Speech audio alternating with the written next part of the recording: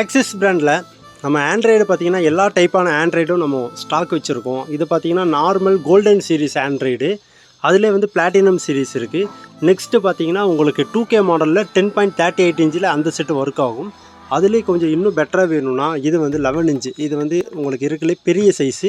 இந்த செட்டும் நம்மள்ட்ட ரெடியாக இருக்குது. இல்லை ஆக்சிஸில் உங்களுக்கு ஃபாக் லைட் வேணும்னாலும் ஆக்சிஸில் ஃபாக் லைட்டும் நம்மள்ட்ட ரெடியாக ஸ்டாக் இருக்குது. இந்த வீடியோ பிடிச்சா லைக் பண்ணிக்கங்க.